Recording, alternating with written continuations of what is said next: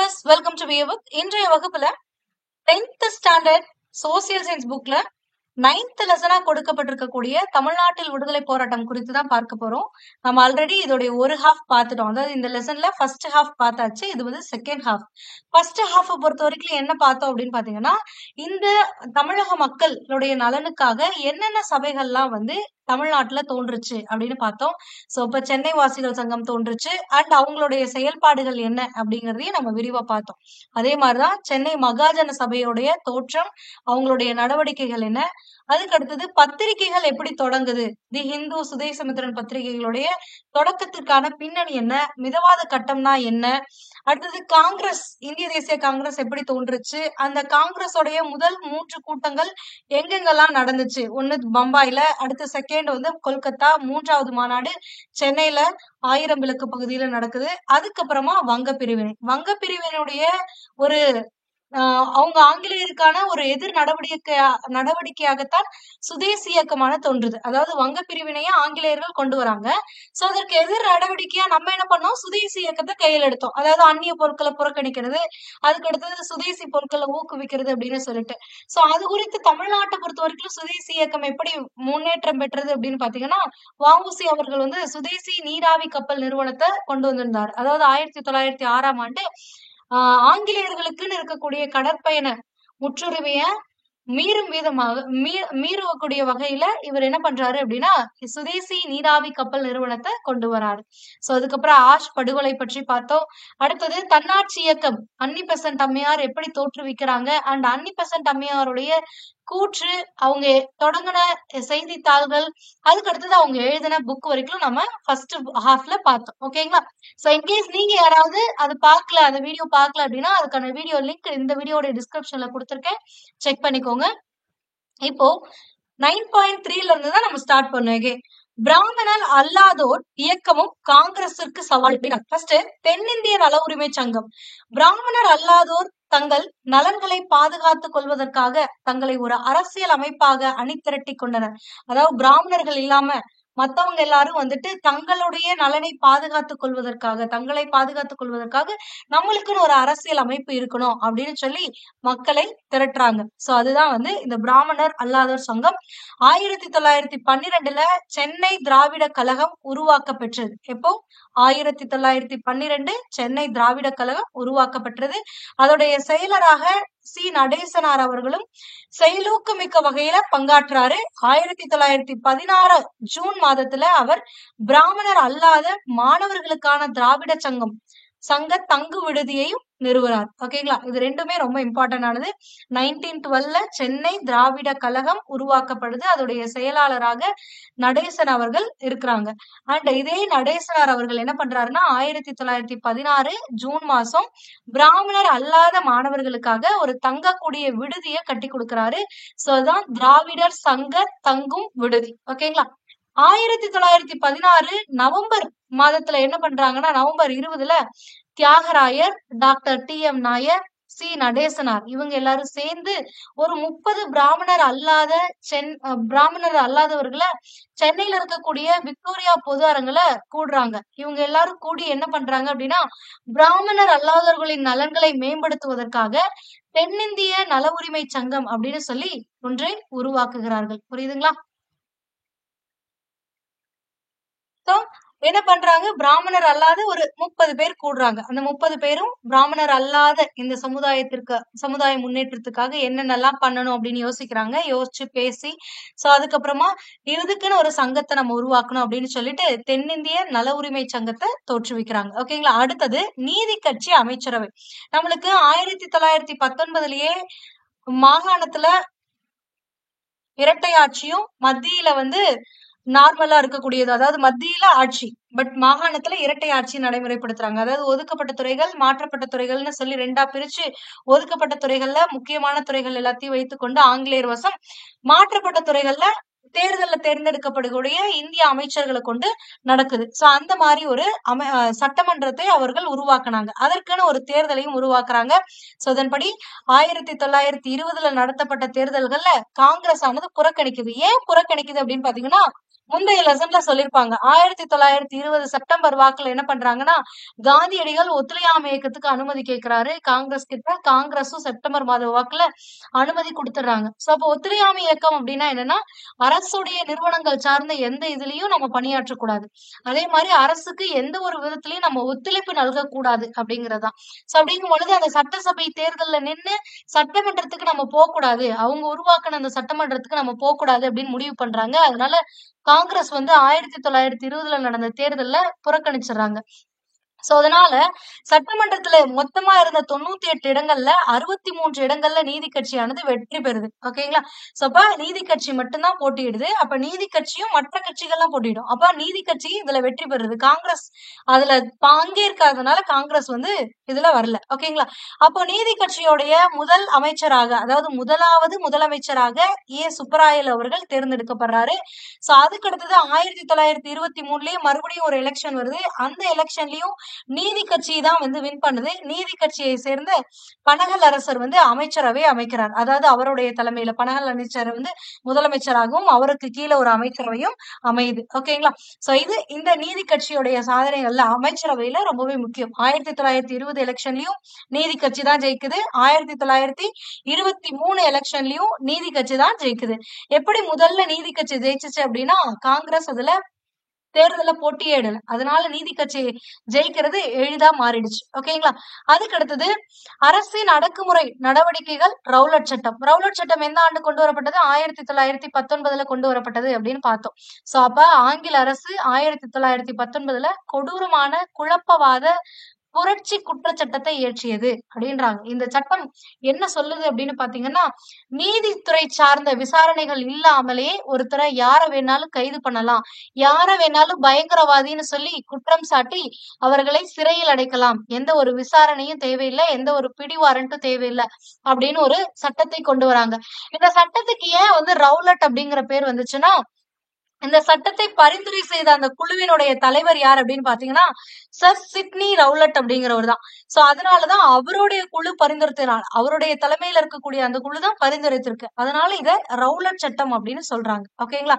So இந்த சட்டமானது இங்க மக்கள் வந்து அகிம்சை வழியிலயும் சரி, புரட்சிகரமாவும் சரி, தீவிரவாதமாவும் சரி, எந்த முறையில போராட்டம் மேற்கொண்டாலுமே அவங்க மேல பாயும். அப்ப மக்கள் அச்சப்படுறாங்க. இவங்க நம்ம ஒண்ணுமே பண்ணாம கூட இந்த சட்டத்தை பிரயோகப்படுத்தி இந்த காவல்துறையானது அதீத அதிகாரம் வழங்கப்பட்டிருக்கு இந்த காவல்துறைக்கு 1919 ரவுலட் சட்டத்தின்படி. சோ அதை அவங்க தேவையில்லாமல் பயன்படுத்தி விடுவார்கள் அப்படின்னு மக்கள் அச்சம் அடைகிறாங்க. சோ அதனால மக்களின் கோபத்திற்கு குரல் கொடுத்த காந்தியடிகள் தென்னாப்பிரிக்காவில் தான் பயன்படுத்திய அதே போராட்ட வடிவமான சத்தியாகிரகத்தை மேற்கொள்றாரு. ஓகேங்களா? அப்ப ரவுலட் சத்தியாகிரகம் ஆனது தொடங்கப்படுது. 1918 மார்ச்ல மெரினா கடற்கரையில நடைபெற்ற கூட்டத்துல காந்தியடிகள் உரையாற்றுறாரு. அவர் உரையாற்றிட்டு 1919 ஏப்ரல் 6ஆம் தேதி கருப்பு சட்டத்தை எதிர்க்கும் நோக்குல கடையடைப்பும் வேலை நிறுத்தங்களும் நடத்தப்படும் அப்படின்னு சொல்லி ஒரு அறிவிப்பை வெளியிடுறாரு. எப்போ 1919 மார்ச் 18 மெரினா கடற்கரையில ஒரு கூட்டம் நடக்குது. அந்த கூட்டத்துல பேசக்கூடிய அவர் என்ன சொல்றாருன்னா, ஏப்ரல் 6ஆம் தேதி கருப்பு சட்டத்தை எதிர்த்து முழு கடையடைப்பும் வேலை நிறுத்தமும் தமிழ்நாட்டுல நடக்கும் அப்படின்னு சொல்றாரு. அப்ப தமிழ்நாட்டுடைய பல பகுதிகள்ல இந்த ரவுலட் சட்டத்தை எதிர்த்து ஆர்ப்பாட்டங்கள் நடைபெறுது. சென்னை நகருடைய பல பகுதிகளில் தொடங்கிய ஊர்வலங்கள் மெரினா கடற்கரையில வந்து ஒன்று சேருது.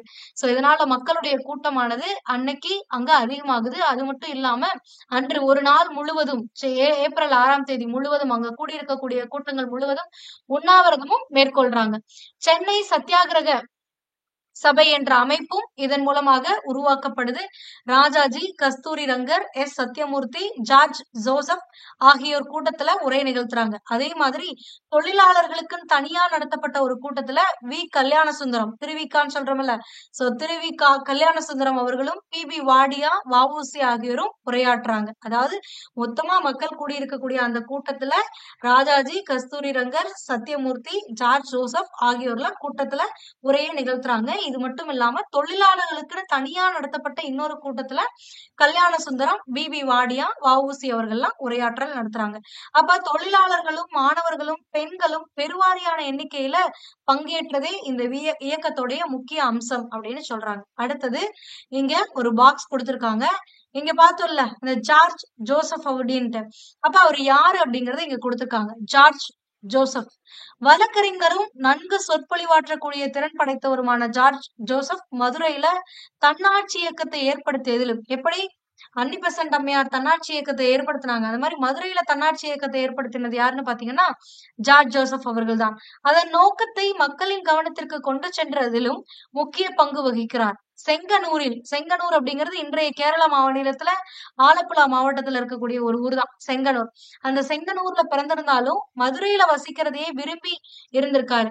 சோ அப்ப மதுரையில் வசிப்பதையே விரும்பி மக்களின் வழக்கறிஞராக பணி செய்கிறார். அப்ப சாதாரண மக்களுக்கும் ஏதாவது ஒரு வழக்கு தொடுக்கிறாங்க, எதுலயோ மாட்டிக்கிறாங்கன்னா சோ அதற்காக வாதாடக்கூடியவராக மக்களுடைய வழக்கறிஞராக பணியாற்றுகிறார்.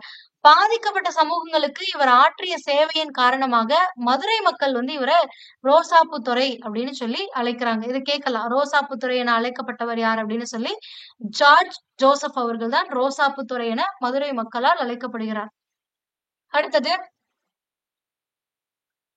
கிலாபத் இயக்கம். இந்த கிலாபத் இயக்கம் எதற்காக தோன்றியது அப்படிங்கறதெல்லாம் நம்மளுக்கு முன்னாடியே தெரியும். அதாவது இந்த முதல் உலக போர் முடிவுக்கு அப்புறமா துருக்கியோடைய இஸ்லாமிய மத தலைவராக இருக்கக்கூடிய அந்த காலிஃபா பதவி பறிக்கப்படுது.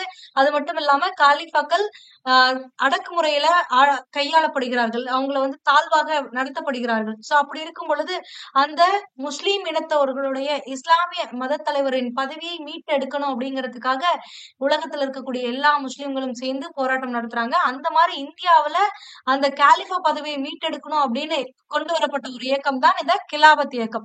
ஜாலியன் வாலாபாக் படுகொலையை தொடர்ந்து அதற்கு காரணமான ஜெனரல் டயர் அனைத்து குற்றச்சாட்டுகளில் இருந்து விடுவிக்கப்பட்டதோடு அல்லாமல் அவருக்கு பரிசுகளும் வெகுமதியும் வழங்கப்பட்டது. ஜாலியன் வாலாபாக் ஞாபகம் இருக்கா? அமிர்தசரஸ்ல ஒரு கூட்டம் பைசாகி திருநாள் அன்னைக்கு வைத்திருப்பாங்க. அந்த கூட்டத்துல எந்த ஒரு முன்னறிவிப்பும் இல்லாம அந்த கோட்டையோடைய வாயில் பகுதியில ஆயுதங்களோட குவிந்த அந்த ஆங்கிலேய படையினர் சுற்றுவாங்க. சோ அதுதான். சோ ஜாலியன் வாலாபாக்கு அந்த சம்பவத்துக்கு காரணமா இருக்கவர் யாருன்னா டயர் அவர்கள் தான். அந்த ஜெனரல் டயருக்கு அவர் அவ்வளவு பேரு கொண்டு குவிச்சாரு. ஆனா அதற்காக அந்த ஆங்கிலேய அரசாங்கம் என்ன பண்ணிருக்குன்னா பரிசுகளும் வெகுமதியும் கொடுத்திருக்கு. சோ அப்ப முதல் உலக போருக்கு அப்புறமா துருக்கியுடைய காலிஃபா அவமரியாதை செய்யப்பட்டதுடன் அவருடைய அனைத்து அதிகாரங்களும் பறிக்கப்படுது. சோ அப்ப அந்த காலிஃபா பதவியை மீட்பதற்காகத்தான் இந்த கிலாபத் இயக்கமானது தொடங்கப்படுது. பெரும்பாலும் தேசிய இயக்கத்திலிருந்து ஒதுங்கி இருந்த முஸ்லிம்கள் தற்போது பெரும் எண்ணிக்கையில் பங்கேற்க தொடங்குறாங்க. ஏன்னா இவங்களுடைய மத தலைவருக்குன்னு ஒரு ப்ராப்ளம் வந்துருச்சு. சோ இதுக்கு முன்னாடி வரைக்கும் இந்திய தேசிய காங்கிரஸா இருக்கட்டும், மத்த கட்சிகளா இருக்கட்டும், பொது உடைமை கட்சிகளா இருக்கட்டும், இவங்கெல்லாம் தேசியவாதத்தை குறித்து பேசும் பொழுதும் எல்லா விஷயங்கள் செய்யும் பொழுதும் துணை இல்லாத பலர் இந்த காலிஃபா அவமதிக்கப்பட்டதுக்கு அப்புறமா பெரும் எண்ணிக்கையில போராட்டத்துல கலந்துக்கிறாங்க. தமிழ்நாட்டுல 1920 ஏப்ரல் 17 மௌலானா சௌகத் அலி தலைமையேற்ற ஒரு பொதுக்கூட்டத்துடன் கிலாபத் நாள் கடைபிடிக்கப்பட்டது. இதை போன்ற ஒரு மாநாடு ஈரோட்டில் நடத்தப்படுது. வாணியம்பாடி கிலாபத் எழுச்சி நடவடிக்கைகளின் முக்கிய மையமாக திகழுது. ஓகேங்களா? அண்ட் இந்த கிலாபத் இயக்கத்துக்கு நம்மளுடைய காந்தியடிகள் அவர்கள் ஆதரவு தெரிவிச்சிருப்பாரு. ஏன் அப்படின்னா இந்தியர்களை, அதாவது இந்துக்களையும் முஸ்லிம்களையும் இணைக்கிறதுக்கு இந்த இயக்கமானது ஒரு பாலமாக இருக்கும் அப்படின்னு நினைச்சாரு. சோ அதனால இந்த இயக்கத்தை பயன்படுத்திருப்பாரு. அதே மாதிரி இந்த இயக்கம் குறித்த ஒரு கூட்டத்துலதான் ஒத்துழையாமை இயக்கத்தை அனௌன்ஸே பண்ணுவார் ஆங்கிலேயர்களுக்கு எதிராக. சோ அதுவும் 1920 ஆகஸ்ட் மந்த்ல நடக்கும். ஓகேங்களா? அடுத்தது ஒத்துழையாமை இயக்கம். இதுக்கு அடுத்து தொடர்ந்து இது நடக்கக்கூடியது. ஒத்துழையாமை இயக்கத்தின் போது தமிழ்நாடு செயல் துடிப்புடன் விளங்கியது. அது என்ன ஒத்துழையாமை இயக்கம்னு நம்மளுக்கு முன்னாடியே தெரியும். அரசு பதவிகளை விட்டு விலகிறது, பள்ளிக்கூடங்களுக்கு போகாதது, கல்லூரிகளுக்கு போகாதது, ஆங்கிலேயர்களுடைய பொருட்களை, அதாவது அந்நிய பொருட்களை பயன்படுத்தாம இருக்கிறது, சுதேசி பொருட்களுக்கு ஊக்குவிக்கிறது. அப்ப நார்மலா ஆங்கில அரசாங்கத்துடைய நிர்வாகத்துல நம்ம எந்த ஒரு ஒத்துழைப்பும் தராமல் இருப்பது, அந்த மாதிரி பல இதை முன்வைக்கிறாங்க. சோ அதுதான் ஒத்துழையாமை இயக்கம். அதாவது அவங்களுக்கு ஒத்து போக கூடாது, அவங்களுடைய செயல்பாடுகள்ல நம்ம அவங்களுக்கு எந்த ஒரு உதவியும் செய்யக்கூடாது, அதுக்கு மாறாகத்தான் நம்ம இருக்கணும் அப்படின்றதுதான். அப்போ ராஜாஜியும் ஈவேரா பெரியார் அவர்களும், ஈவே ராமசாமி அவங்களதான் ஈவேரா பெரியார் அப்படிமோ. அப்ப ஈவேரா இல்லைன்னா பெரியார்னு சொல்லுவோம். சோ ஈவே ராமசாமியும் தலைமையேற்று நடத்துகிறார்கள். அதாவது தமிழகத்துல ஒத்துழையாமை இயக்கத்தை தலைமையேற்று நடத்தியவர்கள் யாருன்னா ராஜாஜி, ராமசாமி. ஓகேங்களா? முஸ்லீம் லீக்கின் சென்னை கிளையை நிறுவிய யாகூப் ஹசன் என்பாரிடம் ராஜாஜி நெருக்கமாக செயல்பட்டார். இது ரொம்ப முக்கியமான ஒரு இது. சோ அப்ப முஸ்லீம் லீக் கட்சி முகமது ஜின்னால நம்ம பார்த்திருப்போம் இந்திய அளவுல பார்க்கும் பொழுது. சோ அப்ப சென்னைக்கு ஒரு கிளை இருக்கு முஸ்லீம் லீக்கோடது. சோ அந்த கிளையை நிறுவியவர் யார் அப்படின்னு பாத்தீங்கன்னா யாகூப் ஹசன் அப்படிங்கிறவர் தான். இவர் வந்து ராஜாஜி அவர்களோட நெருக்கமாக செயல்படுகிறாரு. இதன் காரணமாக தமிழ்நாட்டுல ஒத்துழையாமை இயக்கத்தின் போது அனைவரும் இணைந்து செயல்பட்டனர். முஸ்லிம்களும் இந்துக்களும் சேர்ந்து செயல்படுகிறார்கள் அப்படின்றாங்க. அடுத்தது வரிகொடா இயக்கமும் கள்ளுக்கடை மறியல் இயக்கமும். ஒத்துழையாமை இயக்கத்தின் ஒரு பகுதியாக பல இடங்களில் விவசாயிகள் என்ன பண்றாங்கன்னா வரி கொடுக்க மறுக்கிறார்கள். அதுதான் வரிகொடா இயக்கம். அதாவது இந்த ஒத்துழையாமை இயக்கம் கொண்டு வந்துட்டோம்ல, அப்ப ஆங்கில அரசாங்கம் என்ன பண்ணிருக்கு, நம்மளுக்கு நிலவரியை போட்டிருக்கு, பல டாக்ஸ் எல்லாம் விதிச்சிருக்கிறாங்க. நாங்க எதுக்குடா உங்களுக்கு கட்டணும், உங்களுக்கு ஏன்டா நாங்க ஒத்து போனோம் அப்படின்னு சொல்லிட்டு மக்கள் இறங்கிடுறாங்க. சோ அதனால விவசாயிகள் வரி கொடுக்க மறுக்கிறார்கள். தஞ்சாவூர்லயும் வரிகொடா இயக்கம் ஒன்று நடைபெற்றது. சட்டமன்றங்கள், பள்ளிகள், நீதிமன்றங்கள் ஆகியவை புறக்கணிக்கப்படுது. அந்நிய பொருட்கள் புறக்கணிக்கப்படுது. பல பகுதிகளில் தொழிலாளர்கள் வேலை நிறுத்தத்துல ஈடுபடுறாங்க.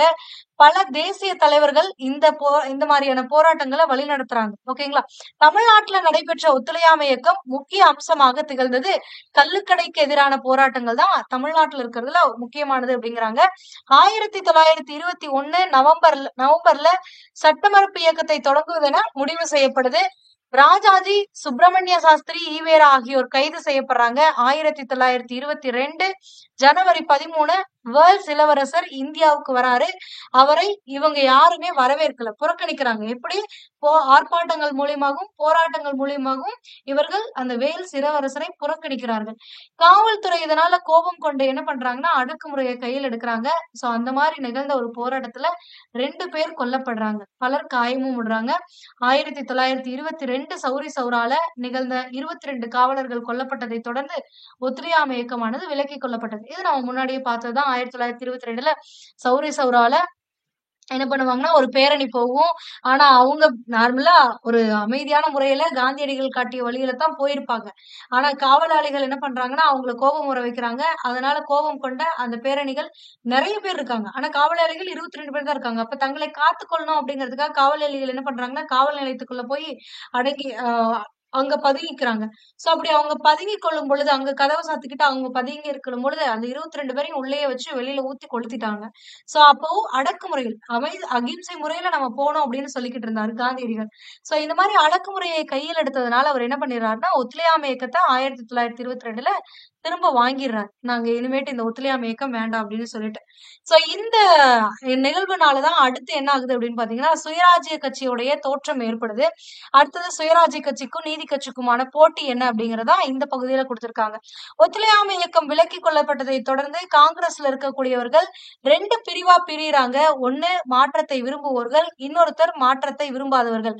அதாவது இந்த மாற்றத்தை விரும்பாதவர்கள் யாருன்னு பாத்தீங்கன்னா ஒத்துழையாமை இயக்கம் விலக்கிக் கொள்ளப்பட்டதுக்கு அப்புறமும் இதுக்கப்புறமும் நம்ம அதே மாதிரியே சட்டப்பேரவையில கலந்துக்க வேணாம், தேர்தல்ல போட்டியிட வேணாம், சட்டப்பேரவையில நம்ம போக வேணாம், நம்ம எதுவுமே பண்ண வேணாம், நம்ம இதே முறையில அவங்களுக்கு ஒத்துழைப்பு தராமலேயே அவங்களுக்கு இடர்பாடுகள் செய்யலாம் அப்படின்னு சொல்றவங்கதான் மாற்றத்தை விரும்பாதோர். ஓகேங்களா. அப்ப மாற்றத்தை விரும்புவோர் அப்படிங்கிறவங்க யார் அப்படின்னு பாத்தீங்கன்னா நம்ம தேர்தல்ல போட்டியிடணும், போட்டியிட்டு சட்டப்பேரவைக்கு போகணும், சட்டப்பேரவைக்கு போய் இந்த சமூக மக்களுக்கான நலன்களுக்கு பல உதவிகளை நம்மளால முடிஞ்ச அளவுக்கு அந்த சட்டப்பேரவையில இருந்து செய்யணும்.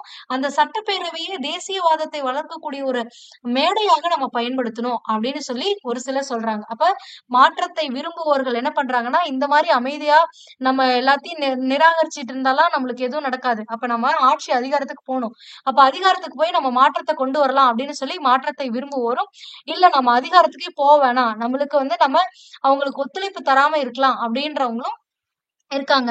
சோ இதுல மாற்றத்தை விரும்புவோர் தேர்தல்ல போட்டியிட்டு மாற்றத்தை விரும்புவோர்கள் தான் யாருன்னு பாத்தீங்கன்னா இந்த CR தாஸ், மோதிலால் நேரு அவர்கள்லாம். சோ அவங்க 2 பேரும் சேர்ந்துதான் மாற்றத்தை விரும்பக்கூடிய அவர்கள் தான் என்ன பண்றாங்கன்னா சுயராஜ்யம் அப்படின்னு சொல்லி ஒரு கட்சியை தோற்றுவிப்பாங்க. ஓகேங்களா.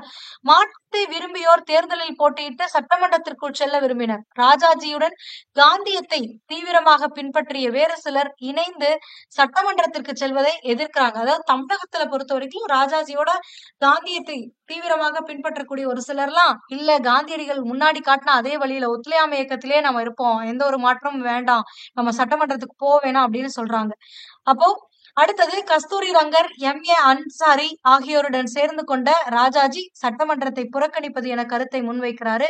இந்த கருத்துக்கு ஏற்பட்ட எதிர்ப்பு காங்கிரஸ்குள்ளேயே சித்தரஞ்சன் தாஸ், அதான் சிஆர் தாஸ். ஓகேங்களா? சிஆர் தாஸ், மோதிலால் நேரு ஆகியோர்களால் சுயராஜ்ய கட்சி உருவாக்கப்படுது. அடுத்தது தமிழ்நாட்டுல சீனிவாசனார், சத்யமூர்த்தி ஆகியோர் சுயராஜ்ய கட்சியிற்கு தலைமை இருக்கிறாங்க. இது ரொம்ப முக்கியம். ஓகேங்களா? இந்திய அளவுல சிஆர் தாஸ், மோதிலால் நேரு. தமிழகத்துல இந்த சுயராஜ்ய கட்சி உருவாக்கப்படுது. அதாவது மாற்றத்தை விரும்புவோர்னு இருக்கான்ல, சோ அவங்கள்ல சீனிவாசனும் சத்யமூர்த்தி அவர்களும் சுயராஜ்ய கட்சியுடைய தலைமை இருக்கிறாங்க. அடுத்தது சுப்ராயன் அமைச்சரவை. 1926ல நடைபெற்ற சென்னை மாகாண தேர்தல்ல தேர்ந்தெடுக்கப்பட்ட உறுப்பினர்கள் சுயராஜ்ய கட்சியினர் பெரும்பான்மை இடங்கள்ல வெற்றி பெறாங்க. இருந்தாலும் காங்கிரஸ் கொள்கைக்கு இணங்க ஆட்சி பொறுப்பை ஏற்க மறுத்தது. மாறாக அவர்கள் சுயேட்சை வேட்பாளரான பி சுப்ராயனுக்கு அமைச்சரவை அமைக்க உதவினர். 1930ல் நடைபெற்ற தேர்தலில் சுயராஜ்ய கட்சியினர் போட்டியிடாததால் நீதி கட்சி எளிதாக வெற்றி பெற்றது. அக்கட்சியை தொடர்ந்து 1937 வரை ஆட்சி செய்தது அப்படின்றாங்க. அதாவது நம்ம முன்னாடி பார்த்தோம் 1920ல நீதி கட்சி வெற்றி பெற்றுச்சு. மறுபடியும் எலெக்ஷன் வரும் 1923 நீதி கட்சி வெற்றி பெற்றுச்சு. அதுக்கப்புறம் சுயராஜ்ய கட்சி உருவாக்கப்படுது. இப்ப சுயராஜ்ய கட்சி என்ன ஆகுதுன்னா 1926 எலெக்ஷன்ல நிக்கிறாங்க. சுயராஜ்ய கட்சி வெற்றி பெறுது, நீதி கட்சி தோல்வி விட்டுறது. சோ இப்ப சுயராஜ்ய கட்சி என்னதான் வெற்றி பெற்றிருந்தாலும், பெரும்பான்மை இடங்களை பெற்றிருந்தாலும் அவங்க என்ன பண்றாங்கன்னா காங்கிரஸுடைய கொள்கைக்கு, ஏன்னா அவங்க காங்கிரஸ்ல இருந்து பிரிஞ்சவங்க தான். சோ அதனால அவங்களுடைய கொள்கைக்கு இணங்க அவங்களுடைய கொள்கை காரணமாக அவங்க என்ன பண்றாங்கன்னா ஆட்சி அமைக்கல. சோ ஆட்சி பொறுப்பை மறுக்கிறார்கள், ஏற்க மறுக்கிறார்கள். அதனால என்ன பண்றாங்கன்னா தன்னிச்சை வேட்பாளராக, சுயேட்சை வேட்பாளராக நின்ன பி சுப்ராயன் அவர்கள் தலைமையில ஒரு அமைச்சரவை அமைக்கிறதுக்காக இவங்களுடைய உறுப்பினர்களை கொடுக்குறாங்க. அவ்வளவுதான். இப்ப எப்படி ஒரு எம்எல்ஏஸ் வாங்கிட்டா ஒரு அமைச்சரவை அமைக்க முடியுது, அந்த மாதிரி அந்த பர்சன் அமைச்சரவை அமைக்கிறதுக்கு இவங்க உதவி செய்யறாங்க. அவ்வளவுதான். சோ அதுக்கு அடுத்தது 1930ல மறுபடியும் எலெக்ஷன் வருது. அதுல நீதி கட்சி வெற்றி பெறுது. இதற்கான காரணம் என்னன்னு பாத்தீங்கன்னா 1930 எலெக்ஷன்ல சுயராஜ்ய கட்சி போட்டியிடல, அதனால நீதி கட்சி வெற்றி பெற்றுச்சு. சோ வெற்றி பெற்ற நீதி கட்சி 1937 வரைக்குமே தமிழகத்துல ஆட்சி செய்யுது. ஓகேங்களா? 20 நீதி கட்சி, 23 நீதி கட்சி, 26ல சுயராஜ்ய கட்சி வெற்றி பெற்றது. ஆனா சுயேட்சை வேட்பாளர் தலைமையில பி சுப்ராயன் தலைமையில அமைச்சரவை அமைக்கப்படுது. மறுபடியும் 30 தேர்தல்ல சுயராஜ்ய கட்சி தேர்தல்ல நிக்கல. சோ அதனால நீதி கட்சி வெற்றி பெறுது. அங்க இருந்து 37 வரைக்கும் ஆட்சி செய்யறாங்க. 37ல மறுபடியும் காங்கிரஸ் தேர்தல்ல நிக்கும். தேர்தல்ல நின்னு காங்கிரஸ் வின் பண்ணிடும். ஓகேங்களா? சோ இதை அடுத்து நம்மளுக்கு கொடுத்திருப்பாங்க. அடுத்தது சைமன் குழுவை புறக்கணித்தல். 1919ஆம் ஆண்டு இயற்றப்பட்ட அந்த சட்டத்தை சீர்திருத்துவதற்காக, திருத்தம் செய்வதற்காக ஒரு குழுவை அனுப்பி வைக்கிறாங்க. அந்த குழு 1927ல தான் இங்க வருது. அதான் 1927ல் இந்திய சட்டப்பூர்வ ஆணையம் ஒன்றை சர் ஜான் சைமன் தலைமையில் அமைக்கப்பெற்றது. ஆனால் வெள்ளையர்களை மட்டுமே கொண்டு, அந்த குழுவுல மொத்தம் 7 பேர் இருப்பாங்க. அந்த 7 பேர்ல ஒருத்தர் கூட இந்தியர்கள் இல்ல.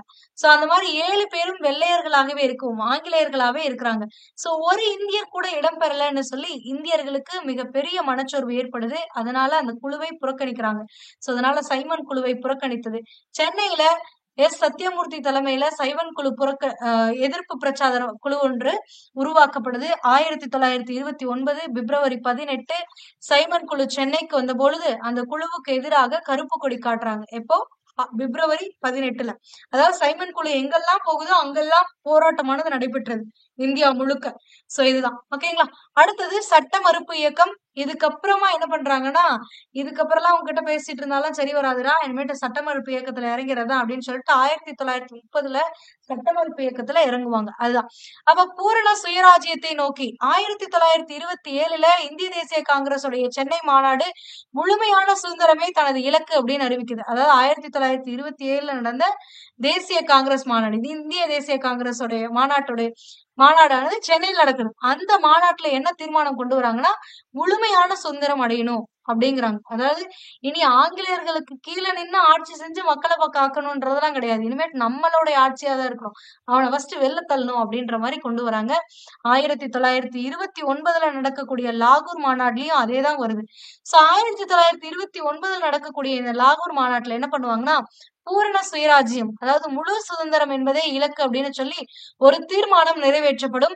அந்த தீர்மானத்தின்படி 1929 டிசம்பர் 31ஆம் நாள் ராவி நதிக்கரையில ஜவஹர்லால் நேரு அவர்கள் கொடியேற்றி 1930 ஜனவரி 26ல 26 அன்னைக்கு பூரண சுயராஜ்யம் அப்படின்னு சொல்லி அறிவிப்பாங்க. இந்த இடத்துல உங்களுக்கு டேட்டாஸ் மாறி இருக்கு. நீங்க செக் பண்ணிக்கோங்க. நான் செக் பண்ணிட்டேன். என்சிஆர்டி புக்ஸ்ல எல்லாத்துலயுமே செக் பண்ணியாச்சு. இதே கொஸ்டின் நம்மளுக்கு ப்ரீவியஸ் இயர்ல ஒன்ஸ் கேட்டிருக்காங்க. என்னைக்கு இந்த ராவி நதிக்கரையில கொடியேற்றம் நடைபெற்றது அப்படின்னு சொல்லி 1929 டிசம்பர் 31 அன்னைக்குதான் கொடியேற்றமானது நடைபெறுது. யார் கொடியேத்துறாங்கன்னா ஜவஹர்லால் நேரு அவர்கள் தான் கொடியேத்துறாங்க. என்ன தீர்மானத்திற்காக அப்படின்னா 1930 ஜனவரி 26வது நாள் நம்ம பூரண சுதந்திர நாளாக அனுசரிக்கணும் அப்படின்னு சொல்லிட்டு கொடியேற்றுறாங்க. ஓகேங்களா? அதான். மேலும் 1930 ஜனவரி 26 ராவி நதிக்கரையின் கரையில் சுதந்திரத்தை அறிவிக்கக்கூடிய விதமாக ஜவஹர்லால் நேரு தேசிய கொடியேற்றினார் அப்படின்றாங்க. ஓகேங்களா? இங்க கொஞ்சம் மாறி இருக்கு. சோ பாத்துக்கோங்க. அடுத்தது வேதாரண்யம் உப்பு சத்தியாகிரகம். காந்தியடிகள் முன்வைத்த கோரிக்கைகளை வைஸ்ராய் ஏற்றுக்கொள்ளாததுனால, அதாவது காந்தி இர்வின் ஒப்பந்தம்லாம் நம்ம பார்த்திருப்போம். சோ அதுக்கு முன்னாடியே நடக்கும். ஓகேங்களா? இந்த காலகட்டத்துல, அதாவது இந்த 1930 காலகட்டங்கள்ல யாரு வந்து இந்தியாவுடைய வைஸ்ராயாக இருக்காங்கன்னா இர்வின் அவர்கள் தான் இருப்பாங்க. அதனாலதான் காந்தி இர்வின் ஒப்பந்தம் எல்லாம் சொல்லுவோம். செகண்ட் வட்டமேசை மாநாடுக்கு போறதுக்கு. ஓகேங்களா? சோ அப்ப அந்த இர்வின் பிரபு கிட்ட அவங்க வந்து கோரிக்கைகள் வைக்கிறாங்க. ஜனவரி 31 1930க்குள்ள எங்களுடைய கோரிக்கைகள் எல்லாம் நிறைவேற்றணும் அப்படின்னு சொல்லி இர்வின் பிரபு அவர்கள் எந்த ஒரு பதிலுமே செய்யாம இருக்காங்க. அதனால காந்தியடிகள் உப்பு சத்தியாகிரக போராட்டத்தை ஆரம்பிக்கிறாங்க. சோ அதே மாதிரி தமிழ்நாட்டிலயும் நடக்குது. ராஜாஜி உப்பு சத்தியாகிரகம் ஒன்றினை ஏற்பாடு செய்து தலைமையேற்று வேதாரண்யம் நோக்கி அணிவகுத்து செல்றார். அதாவது எங்க இருந்து? திருச்சியில இருந்து போவாங்க. தாங்களாக முன்வந்த 1000 தொண்டர்களில் 100 தொண்டர்கள் மட்டுமே அணிவகுப்புக்கு தேர்ந்தெடுக்கப்படுறாங்க. 1930 ஏப்ரல் 13 திருச்சிராப்பள்ளியில தொடங்கி ஏப்ரல் 28 தஞ்சாவூர் மாவட்டத்துடைய வேதாரண்யத்தை சென்றடைந்து இந்த இவ்வணி வகுப்புக்கு என்றே, அதாவது இந்த மாதிரி அணிவகுப்பு நடத்துறாங்கல்ல, அந்த அணிவகுப்புக்காகவே ஒரு பாடலை நாமக்கல் கவிஞர் அவர்கள் இயற்றியிருப்பார். என்ன பாடல்னா, கத்தியின்றி ரத்தமின்றி யுத்தமொன்று வருகுது, சத்தியத்தின் நித்தியத்தை நம்பும் யாரும் சேருவீர் அப்படின்னு சொல்லி ஒரு வழிநடை பாடலானது பாடப்படுகிறது. அந்த பாடலை இயற்றியவர் நாமக்கல் கவிஞரார் அவர்கள். நாமக்கல் கவிஞர் ராமலிங்கனார் அவர்கள் வந்து இயற்றியிருப்பாங்க. ஓகேங்களா? சோ இதன்படி ஏப்ரல் 13 தொடங்கி ஏப்ரல் 28 1930 வந்து போய் சேர்றாங்க திருச்சிராப்பள்ளியில இருந்து வேதாரண்யம். சோ அங்க போயிட்டு காவல்துறையின் கொடூரமான நடவடிக்கைகளை பொருட்படுத்தாமல் அணிவகுத்து சென்ற சத்தியாகிரகிகளுக்கு பயணித்த பாதை எங்கும் எழுச்சி மிகு வரவேற்பு அளிக்கப்படுது. வேதாரண்யம் சென்றடைந்த பின்னர் ராஜாஜி தலைமையில 12 தொண்டர்கள் உப்பு சட்டத்தை மீறி உப்பை அள்ளினார்கள். உப்பு சட்டத்தை மீறியதற்காக ராஜாஜி கைது செய்யப்படுறாரு. TSS ராஜன், திருமதி ருக்மணி லட்சுமிபதி, சர்தார் வேதரத்தினம், சி சாமிநாதர், கே சந்தானம் ஆகியோர் வேதாரண்ய உப்பு சத்தியாகிரகத்தில் பங்கேற்ற முக்கிய தலைவர்கள் அப்படின்றாங்க. இதுல இன்னொரு விஷயமும் நடக்கும். ஓகேங்களா? அது என்ன அப்படின்னு பாத்தீங்கன்னா, தமிழக மாவட்டங்களில் பரவலான போராட்டங்கள். டி பிரகாசம், கே நாகேஸ்வர ராவ் ஆகியோர் தலைமையில சத்தியாகிரகிகள் சென்னைக்கு அருகே உள்ள உதயவனம் அப்படிங்கிற இடத்துல ஒரு முகாமை அமைத்திருந்தார்கள். ஆனால் அவர்கள் காவல்துறையினால் கைது செய்யப்படுறாங்க. இந்த நிகழ்வு சென்னையில் கடையடைப்பிற்கு பிறகு வழிகோலியது அப்படின்றாங்க. இவங்க எல்லாம் கைது பண்ணப்படுறாங்க உப்பு சத்தியாகிரகத்துல பங்கேற்றதுனால். சோ அதனால என்ன ஆகுது அப்படின்னு பாத்தீங்கன்னா, அங்க கடையடைப்பானது தொடங்கப்படுது. 1930 ஏப்ரல் 27 திருவல்லிக்கேணியில் காவல்துறையுடன் மோதல் ஏற்படுகிறது. 3 மணி நேரம் நடைபெற்ற அந்த மோதல்ல 3 பேர் உயிரிழக்கிறாங்க. ராமேஸ்வரத்துல உப்பு சத்தியாகிரகம் மேற்கொள்ள முயன்ற தொண்டர்கள் கைது செய்யப்படுறாங்க. மாகாணம் முழுவதும் நூற்பாலை தொழிலாளர்கள் வேலை நிறுத்தத்துல ஈடுபடுறாங்க. பெண்கள் மிகுந்த ஆர்வத்தோடு இந்த உப்பு சத்தியாகிரக போராட்டத்துல பங்கு கொள்றாங்க. உப்பு சட்டங்களை மீறியதற்காக அபராதம் கட்டிய முதல் பெண்மணி யார் அப்படின்னு பாத்தீங்கன்னா ருக்மணி லட்சுமிபதி அவர்கள் தான் முதல் பெண்மணி. சோ இது வந்து உங்களுக்கு ப்ரீவியஸ் இயர்ல கேட்டிருக்காங்க. சோ அதனால இதை நோட் பண்ணிக்கோங்க. அடுத்தது, இயக்கத்தை நசுக்குவதற்காக காவல்துறை என்ன பண்ணுதுன்னா கொடுமையான படையை பயன்படுத்துது. அதாவது அடக்குமுறையை பயன்படுத்துறாங்க. 1932 ஜனவரி 26 பரவலாக ஆர்யா என அழைக்கப்படக்கூடிய பாஷ்யம் புனித ஜார்ஜ் கோட்டையின் உச்சியில் தேசிய கொடியை ஏற்றுகிறார். இது கேட்பாங்க.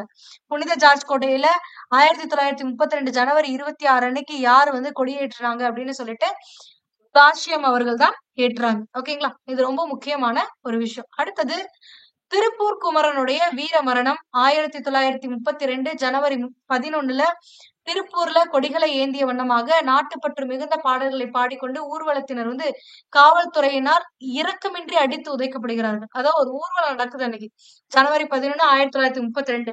சோ அந்த ஊர்வலம் நடக்கும் பொழுது நாட்டுப்பற்று பாடல்கள் பாடிக்கிட்டு அந்த ஊர்வலத்துல எல்லாரும் கலந்துக்கிறாங்க. அதை ஒடுக்குவதற்காக ஆங்கில அரசாங்கமானது காவல்துறையானது இரக்கம் இல்லாமல் அவர்களை அடித்து உதைக்கிறார்கள். அந்த அடித்து உதைக்கப்பட்ட அந்த தடியடி நடத்தப்பட்டதுல குமாரசாமி அப்படிங்கிற இந்த திருப்பூர் குமரன் தேசிய கொடியை உயர்த்தி பிடித்தவாறே விழுந்து இறக்குறாரு. சோ அதனாலதான் இவரை கொடிகாத்த குமரன் அப்படின்னு சொல்லி புகழ்றோம். ஓகேங்களா? அடுத்து முதல் காங்கிரஸ் அமைச்சரவை, அதாவது தமிழகத்துல காங்கிரஸ் கட்சி தேர்தல்ல நின்னு வெற்றி பெறக்கூடியது இந்த முதல் காங்கிரஸ் அமைச்சரவை 1937 தான். ஏன்னா நம்ம முன்னாடியே பார்த்தோம் 1937 வரைக்கும் 30ல வெற்றி பெற்ற நீதி கட்சி 37 வரைக்கும் இருக்குன்னு. அதுக்கப்புறம் 37 தேர்தல்ல வந்து தேசிய தேர்தல்ல காங்கிரஸ் ஆனது வெற்றி பெறுது. காங்கிரஸ் வெற்றி பெற்றது, நீதி கட்சி படுதோல்வி அடையுது. தேர்தல்ல காங்கிரஸ் பெற்ற வெற்றியானது மக்களிடையே அது பெற்றிருந்த செல்வாக்கை சுட்டிக்காட்டுது அப்படிங்கிறாங்க. சென்னையில ராஜாஜி முதல் காங்கிரஸ் அமைச்சரவையை அமைக்கிறார். இது கேட்பாங்க, ப்ரீவியஸ் இயர்லயும் கேட்டிருக்காங்க. முதல்ல காங்கிரஸ் அமைச்சரவையை சென்னையில் அமைத்தவர் யாருன்னு கேட்பாங்க. ராஜாஜி அவர்கள் தான் அமைக்கிறார்கள். மதுவிலக்கை பரிசோதனை முயற்சியாக அவர் என்ன பண்றாருன்னா சேலத்துல அறிமுகம் செய்யறாரு. இதன் மூலம் ஏற்படும் வருவாய் இழப்பை ஈடு செய்ய விற்பனை வரியை அறிமுகப்படுத்துறாரு. சோ இது வந்து ரொம்பவே இம்பார்ட்டன்டான ஒரு பாயிண்ட். ஓகேங்களா? சோ இப்ப முதல்ல காங்கிரஸ் வந்து எப்ப தேர்தல்ல போட்டியிடுது அப்படின்னா 1937 தான் சென்னை மாகாண தேர்தல்ல போட்டியிடுறாங்க. சோ அந்த தேர்தல்ல அவங்க வெற்றி பெறாங்க. நீதி கட்சி இவ்வளவு நாள் ஆட்சி செஞ்ச நீதி கட்சி படுதோல்வி அடையுது. சோ இதுல இருந்து இந்த தேசிய காங்கிரஸ் மீது இந்திய மக்களுக்கு, அதாவது சென்னை மாகாண மக்களுக்கு இருந்த நம்பிக்கை செல்வாக்கை இந்த தேர்தலுடைய வெற்றியானது நம்மளுக்கு காட்டுது அப்படிங்கிறாங்க. ராஜாஜி தலைமையிலான ஒரு அமைச்சரவையானது அமைக்கப்படுது. அவர் முதல்ல என்ன பண்றாருன்னா சேலத்துல மதுவிலக்கு பரிசோதனை செய்யக்கூடிய ஒரு முயற்சியாக மதுவிலக்கை அறிமுகப்படுத்துறாரு. சோ இந்த மதுவிலக்கு அறிமுகப்படுத்துறதுனால என்ன ஆகுதுன்னா அரசாங்கத்துக்கு வருவாய் இழப்பு ஏற்படுகிறது. சோ அதனை ஈடு செய்வதற்காக அவர் என்ன பண்றாருன்னா விற்பனை வரியை அறிமுகப்படுத்துறாரு. ஓகேங்களா? தேர்ந்தெடுக்கப்பட்ட இந்திய அமைச்சரவையை கலந்தோசிக்காமல் ஆங்கில அரசு இந்தியாவை இரண்டாம் உலகப் போரில் ஈடுபடுத்தியதால் காங்கிரஸ் அமைச்சரவை ராஜினாமா செய்தது. ஞாபகம் இருக்கா? 1939ல 1937 வெற்றி பெற்ற இந்திய தேசிய காங்கிரஸ் 1939ல பதவி விலகினாங்க அமைச்சரவை அப்படின்னு சொல்லிட்டு அந்த சம்பவம் இதுதான். எதற்காக பதவி விலகினாங்க? இரண்டாம் உலகப் போர்ல நம்ம கிட்ட எதுவுமே கேட்காம நம்மளுடைய கூட்டணியில போய் பிரிட்டன் சேர்ந்துருச்சு இரண்டாம் உலகப் போர் கூட்டணியில். சோ அதனால நம்ம அவங்களுக்காக போராடுற மாதிரி ஆயிடுச்சு. அதுதான். ஓகேங்களா? அடுத்தது கடைசியா நம்மளுக்கு கொடுத்திருக்கிறது என்னன்னா இந்த இந்தி எதிர்ப்பு போராட்டம். இவர் பண்ணதுலயே ஒரு முரண்பாடான வேலை என்னன்னு பாத்தீங்கன்னா ராஜாஜி அவர்கள் பண்ணதுல இந்திய அறிமுகப்படுத்தினதுதான் பள்ளிக்கூடங்கள். சோ அது மட்டும்தான் நம்மளால எதிர்க்கக்கூடிய ஒரு விஷயமா அவர் பக்கத்துல இருந்திருக்கு. பள்ளிகள்ல இந்தி மொழியானது கட்டாய பாடமாக அறிமுகம் செய்யப்பட்டது. யாருடைய காலத்துல அப்படின்னா ராஜாஜியோட காலத்துல. இது ராஜாஜியால் மேற்கொள்ளப்பட்ட ஒரு சர்ச்சைக்குரிய நடவடிக்கை. தமிழ் மொழிக்கும் பண்பாட்டிற்கும் தீங்கு விளைவிக்க ஆரிய வட இந்தியர்களால் சுமத்தப்பட்ட ஏற்பாடாக இது கருதப்பட்டதால் மக்களிடையே பெரும் மனக்கசப்பை ஏற்படுத்தியது. இதற்கு எதிராக ஈவேரா பெரியார் மிகப்பெரிய பரப்புரையை மேற்கொள்கிறார். அவர் இந்திய எதிர்ப்பு மாநாட்டு ஒன்றினை சேலத்துல நடத்துறாரு. உறுதியான செயல்பாட்டிற்கான திட்டத்தை இம்மாநாடு வடிவமைக்குது. இந்திய எதிர்ப்பு போராட்டத்திற்கு ஒடுக்கப்பட்டோர் கூட்டமைப்பும் முஸ்லிம் லீக்கும் ஆதரவளிக்கிறாங்க. தாளமுத்து நடராஜன் அப்படிங்கிற 2 ஆர்வமிக்க போராட்டக்காரர்கள் இந்த இந்திய எதிர்ப்பு போராட்டத்துல கலந்து கொண்டதுனால கைது செய்யப்பட்டு சிறையில் அடைக்கப்படுறாங்க. அவங்க சிறையில் மரணம் அடைகிறார்கள். திருச்சியிலிருந்து சென்னைக்கு ஊர்வலம் ஒன்று திட்டமிடப்பட்டது. பெரியார் உட்பட 1200 போராட்டக்காரர்கள் கைது செய்யப்படுறாங்க. காங்கிரஸ் அரசு பதவி விலகியதை தொடர்ந்து நிர்வாகத்தை கைக்கொண்ட சென்னை மாகாண ஆளுநர் இந்தி கட்டாய பாடம் என்பதனை நீக்கிறார். ஓகேங்களா? சோ அப்ப ராஜாஜி அவர் அரசவை முதலமைச்சராக பொறுப்பேற்றதுக்கு அப்புறம் இந்தி மொழியை கட்டாய பாடமாக அறிமுகம் செய்கிறார். இது வந்து ஒரு சர்ச்சைக்குரிய ஒன்றாக மாறுகிறது. ஏன்னா இன்றைய காலகட்டத்திலேயே அந்த மாதிரிலாம் திணிப்பு நடந்துருமோங்கிற ஒரு இதுல பல போராட்டங்கள்லாம் நடக்கத்தான் செய்யுது. சோ அப்படிங்கும் பொழுது இது வந்து தமிழ்நாட்டுடைய தமிழ் மண்ணிற்கும் தமிழ் மொழிக்கும் பண்பாட்டிற்கும் ஏதாவது பங்கம் விளைவிச்சிருமோ அப்படின்னு சொல்லி மக்கள் பயப்படுறாங்க. அதே மாதிரி ஈவேரா பெரியார் என்ன பண்ணாருன்னா இது இந்தி எதிர்க்கணும் அப்படின்னு சொல்லி மாநாடு ஒன்றை சேலத்துல நடத்துறாரு. அதுக்கப்புறம் இவர்கள் வந்து திருச்சியில இருந்து சென்னைக்கு ஊர்வலமா போகணும் அப்படின்னு சொல்லி திட்டமிடுறாங்க. பெரியார் உட்பட ஒரு 1200 பேரை ஆங்கில அரசாங்கமானது கைது செய்யுது. அதுக்கப்புறமா காங்கிரஸ் 1939ல பதவி விலகும் பாருங்க. அதுக்கப்புறம் காங்கிரஸ் தான் பதவி விலகிருச்சுல்ல. சோ அதுக்கப்புறம் ஆளுநருடைய ஆட்சி வருதுல்ல. சோ அப்படிங்கும்போது சென்னை மாகாண ஆளுநர் வந்து என்ன சொல்லிடுறாருன்னா இந்தி கட்டாய பாடம் இல்ல அப்படின்னு சொல்லி நீக்கிறார். சோ கடைசியா நம்ம பார்க்கக்கூடியது வெள்ளையனே வெளியேறு இயக்கம். இதுல காமராஜருடைய பங்கு என்ன அப்படிங்கறத இங்க கொடுத்திருப்பாங்க. 1942 ஆகஸ்ட் 8ல வெள்ளையனே வெளியேறு தீர்மானம் நிறைவேற்றப்படுது. இதன்படி காந்தியடிகள் என்ன சொல்றாருன்னா செய் அல்லது செத்துமடி அப்படிங்கிற முழக்கத்தை வழங்குகிறார். இந்த வெள்ளையனை வெளியேற்றத்திற்கு ஒட்டுமொத்த காங்கிரஸ் தலைவர்களும் ஒரே நாள் இரவில் கைது செய்யப்படுகிறார்கள். அதாவது வெள்ளையனை வெளியேறு இயக்கத்தை தீர்மானம் கொண்டு வந்து போராட்டத்துல ஈடுபடலாம் அப்படின்னு நினைப்பாங்க. நைட்டோட நைட்டா எல்லாரையும் தூக்கிடுவாங்க.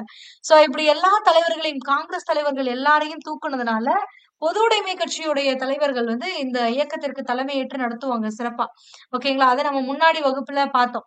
அடுத்தது ஒவ்வொரு ரயில் நிலையத்திலும் காவலர்கள் என்ன பண்றாங்கன்னா உள்ளூர் தலைவர்களின் பெயர் பட்டியலை வைத்துக்கொண்டு அவர்கள் ரயிலை விட்டு இறங்கியதும் கைது செய்ததை பம்பாயிலிருந்து ஊர் திரும்பிக் கொண்டிருந்த காமராசர் அவர்கள் கவனிக்கிறாரு.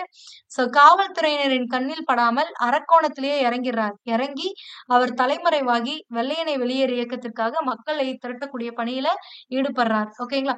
சோ ஏன்னா அங்க லிஸ்ட் வச்சுட்டு ரெடியா இருக்காங்க. ட்ரெயினை விட்டு இறங்குனா தூக்கிடலாம் அப்படின்னு சொல்லிட்டேன். சோ அந்த மாதிரி அவங்க எல்லாரையும் இது பண்ணிட்டே வரும்பொழுது இதெல்லாம் நோட் பண்ற காமராசர் என்ன பண்றாருன்னா அவங்களுடைய கண்ணிலேயே படாம அரக்கோணத்திலேயே இறங்கி தலைமறைவாகிறாரு. தலைமறைவாகி தலைமறைவுல வந்து மக்களை திரட்டக்கூடிய பணிகள்ல செஞ்சுக்கிட்டு இருக்காரு. அடுத்தது தீராத மக்கள் இயக்கம். இவ்வியக்கத்தின் சமூகத்தின் அனைத்து பிரிவினரும் பங்கேற்றார்கள். அதாவது எந்த இயக்கத்துல அப்படின்னா இந்த வெள்ளையனை வெளியேறு இயக்கத்துலதான். சோ வெள்ளையனை வெளியேறு இயக்கத்துல சமூகத்துடைய அனைத்து பிரிவினரும் பங்கேற்கிறாங்க. இனிமேட்டு எங்களுக்கு வெள்ளையர்களுடைய ஆட்சியே வேண்டாம். ஆங்கிலேயர்கள் நாட்டை விட்டு வெளியில போகணும் அப்படிங்கிறாங்க. சோ அப்ப பக்கிங்ஹாம், கர்நாடிக் மில், சென்னை துறைமுகம், சென்னை மாநகராட்சி, மின்சார டிராம் போக்குவரத்து போன்ற இடங்களில் பெருமளவிலான தொழிலாளர் போராட்டங்கள் நடைபெறுது. சோ இந்த பகுதிகளில் இருக்கக்கூடிய தொழிலாளர்கள்லாம் வேலை நிறுத்தத்துல ஈடுபடுறாங்க. சோ அப்ப தொழிலாளர் போராட்டங்கள் நடைபெறுது. பெரும் எண்ணிக்கையில் ஆண்களும் பெண்களும் இந்திய தேசிய ராணுவத்துல சேர்றாங்க. INA-ல வெள்ளையனை வெளியேறு இயக்கம் இரக்கமற்ற முறையில வன்முறைகள் மூலம் ஒடுக்கப்படுது. அதுக்கு அடுத்தது ராயல் இந்திய கப்பற்படை புரட்சி நடக்கும். அதுக்கப்புறம் அதாவது அவங்களுடைய கையில இருக்கக்கூடிய அந்த பாதுகாப்பு படையிலேயே புரட்சி நடக்கும் பொழுது ஒண்ணும் பண்ண முடியாதுல்ல. சோ அதுக்கப்புறமா என்ன ஆகுது அப்படின்னு பாத்தீங்கன்னா இங்கிலாந்துல ஆட்சி மாற்றம் நடைபெறுது. இவ்வளவு நாள் இருந்த ஆட்சி மாற்றமானது இங்கிலாந்துல நடைபெறுது. இங்கிலாந்துல புதிதாக ஆட்சி பொறுப்பேற்ற தொழிலாளர் கட்சி அரசு என்ன பண்ணுதுன்னா இந்தியாவுக்கு சுதந்திரத்தை வழங்கிடலாம் அப்படின்னு சொல்லிடுறாங்க. சோ அதன்படி நம்மளுக்கு சுதந்திரமானது வழங்கப்படுது. சோ கிளமெண்ட் அட்லி அவர்கள் தொழிலாளர் கட்சியுடைய வேட்பாளராக நின்று பிரதமராக தேர்ந்தெடுக்கப்படுவார் இங்கிலாந்துல. சோ அவர் கிளமெண்ட் அட்லி அவர்கள் பிரதமராக தேர்ந்தெடுக்கப்பட்டதுக்கு பின்னாடி இந்தியாவிற்கு விடுதலை வழங்கிடலாம் அப்படின்னு சொல்லி அவர் முடிவுக்கு வராரு. சோ அதன்படி நம்மளுக்கு விடுதலை வழங்கப்பட்டது. இதுல ஒரே ஒரு சோகம் என்ன அப்படின்னு பாத்தீங்கன்னா இவ்வளவு காலம் ஒன்றாக பயணித்த முஸ்லிம்களும் இந்தியர்களுக்கும் இப்போ வந்து பிரிவு ஏற்படுது. சோ அதன்படி முஸ்லிம்கள் தனிநாடு கோரிக்கையை ஜின்னா அவர்கள் வைத்துக் கொண்டே இருந்தார். அதன்படி பாகிஸ்தான் தனியாவும் இந்தியா தனியாவும் பாகிஸ்தானும் என இரண்டாக இதுவரைக்கும் நாடு ஒன்றாக இருந்த நாடு இரண்டாக பிரிக்கப்படுது. அவ்வளவுதான். ஓகேங்களா? சோ இவ்வளவுதான் நம்மளுக்கு ஒட்டுமொத்தமா கொடுத்திருக்கக்கூடியது. அடுத்து புக் பேக் கொஸ்டின்ஸ் தான் பார்க்கலாமா? சென்னை மகாஜன சபையின் முதல் தலைவர் யார் அப்படின்னா ரங்கையா. ஓகேங்களா? அடுத்தது இந்திய தேசிய காங்கிரசின் 3வது மாநாடு எங்க நடந்துச்சுன்னா சென்னையில 1000 விளக்கு பகுதியில நடந்துச்சு. அதிநவீன வசதிகளுடன் கூடிய ரயிலில் அடிமைகளாக இருப்பதை விட சுதந்திரத்துடன் கூடிய மாட்டு வண்டியே சிறந்தது அப்படின்னு சொன்னவர் யாருன்னா அன்னி பெசன்ட் அம்மையார் அவர்கள் தான் தன்னாட்சி இயக்கத்தின்படி சொல்லியிருப்பாங்க. கீழ்காண்பவர்களில் சுயராஜ்யவாதி யார் அப்படின்னா சத்யமூர்த்தி அவர்கள் சுயராஜ்யவாதி. சென்னைக்கு அருகே உள்ள உதயவனத்தில் சத்தியாகிரக முகாமை அமைத்தவர் யார் அப்படின்னா பிரகாசம் அவர்கள் அமைத்திருப்பார்கள். அடுத்தது இந்திய எதிர்ப்பு மாநாடு எங்கே நடத்தப்பட்டது அப்படின்னா பெரியார் அவர்களால் சேலத்துல நடத்தப்பட்டது. சென்னை உயர் நீதிமன்றத்தில் பணியமர்த்தப்பட்ட முதல் இந்திய நீதிபதி யாருன்னா முத்துசாமி. இதைத்தான் ஐரோப்பிய பத்திரிகையாளர்கள் விமர்சனம் செய்தார்கள். டேஷ் எனும் ரகசிய அமைப்பை நீலகண்ட பிரம்மாச்சாரி தொடங்கினார் அப்படின்னா பாரத மாதா சங்கம். இதுலதான் வாஞ்சிநாதனுக்கு பயிற்சி அளிக்கப்பட்ட ஆஷ் படுகொலை வந்து நடக்கும். அடுத்தது சென்னையில் முதலாவது காங்கிரஸ் அமைச்சரவை அமைத்தவர் யார் அப்படின்னு பாத்தீங்கன்னா முதலாவது காங்கிரஸ் அமைச்சரவை ராஜாஜி அவர்களால் 1937ல அமைக்கப்படுது. 1939ல நீக்கப்படுது. ஓகேங்களா? டேஷ் முஸ்லீம் லீக்கின் சென்னை கிளையை உருவாக்கியவர். முஸ்லீம் லீக் வந்து சென்ட்ரல் லெவல்ல பாத்தீங்கன்னா முகமது ஜின்னா, சென்னை மாகாண அளவுக்கு பாத்தீங்கன்னா யாகூப் ஹசன் அவர்கள். 1932 ஜனவரி 26 புனித ஜார்ஜ் கோட்டையின் உச்சியில் தேசிய கொடியை ஏற்றியவர் யாருன்னா பாஷ்யம், ஆரியான்னு பிரபலமா சொல்லப்படக்கூடிய பாஷ்யம் அவர்கள் தான் கொடியேற்றாரு. சரியான கூற்றை தேர்ந்தெடுத்ததுக. சென்னை வாசிகள் சங்கம் 1852 நிறுவப்பட்டது. சரி. தமிழில் வெளிவந்த தேசிய பருவ இதழான சுதேசமித்ரன் 1891 தொடங்கப்பட்டது. ஆமா, 91 தொடங்கப்பட்டு 99 பருவ இதழா இருக்கக்கூடியது 4 இதழா மாற்றமடையும். குடிமைப் பணி தேர்வுகள் இந்தியாவில் மட்டுமே நடக்க வேண்டும் என சென்னை மாகாண சபை மகாஜன சபையானது கோரியது அப்படின்றாங்க. இது தவறு. ஏன் தவறு அப்படின்னா, சென்னை மகாஜன சபை என்ன பண்ணுதுன்னா, இங்கிலாந்துலயும் நடக்கணும், இந்தியாலயும் ஒரே நேரத்துல நடக்கணும் தான் கேட்டாங்களே தவிர இந்தியால மட்டும் நடக்கணும்னு கேட்கல. அப்ப இந்த கூற்று தவறு. வி.எஸ். சீனிவாசனார் ஒரு தீவிர தேசியவாதி அப்படின்னு கொடுத்திருக்காங்க. இது தவறானது. ஓகேங்களா? சோ அப்ப 1, 2 மட்டும் சரியானது. அடுத்தது, ஒத்துழையாமை இயக்கத்தில் பெரியார் பங்கேற்கவில்லைங்கிறாங்க. ஆனா ஒத்துழையாமை இயக்கத்தை ராஜாஜியும் பெரியாரும் தான் தமிழகத்துல தலைமையேற்று நடத்தினாங்களே. அப்ப இந்த கூற்றானது தவறு. முஸ்லீம் லீக்கை சேர்ந்த யாகூப் ஹசனுடன் ராஜாஜி நெருக்கமாக பணியாற்றினாரா? ஆமா, நெருக்கமாக பணியாற்றினார். ஒத்துழையாமை இயக்கத்தில் தொழிலாளர்கள் கலந்து கொள்ளவில்லை அப்படிங்கிறோம். ஆனா பல்வேறு இடங்கள்ல தொழிற்சாலைகள்ல தொழிலாளர்கள் வேலை நிறுத்தத்தெல்லாம் கொண்டு வந்தாங்க. சோ அப்ப தொழிலாளர்களும் இதுல கலந்து கொண்டார்கள். அப்ப இது தவறான கூற்று. தமிழ்நாட்டில் கள்ளுக்கடைக்கு முன்பாக மறியல் செய்யப்படவில்லைங்கிறாங்க. ஒத்துழையாமை இயக்கத்தோட ஒரு முக்கிய அம்சமே என்னன்னா கள்ளுக்கடை மறியல் தான். ஓகேங்களா? சோ அப்ப இதுவும் தவறான இது. அப்போ 2 மட்டும் சரி. பொறுத்துக. சென்னை வாசிகள் சங்கம் சென்னை வாசிகள் சங்கத்தினாலதான் சித்திரவதை ஆணையமானது நியமிக்கப்பட்டு சித்திரவதை தட்பம் ஆனது தடை செய்யப்படுது. ஈவேரா பெரியார் வைக்கம் வீரர் என அழைக்கப்படுகிறார். அடுத்தது எஸ்.என். சோமையா அலு அவங்க வந்துட்டு என்னன்னா நீல் சிலை அகற்றுதல். அடுத்தது வேதாரண்யம் வந்து உப்பு சத்தியாகிரகம். அடுத்தது தாழமுத்து இந்தி எதிர்ப்பு போராட்டம். ஓகேங்களா? சோ இவ்வளவுதான் நம்மளுக்கு கொடுத்திருக்கிறது. ஐ திங்க் ஒரு இது மிஸ் பண்ணிட்டோம், இந்த நீல் சிலை எதிர்ப்பு.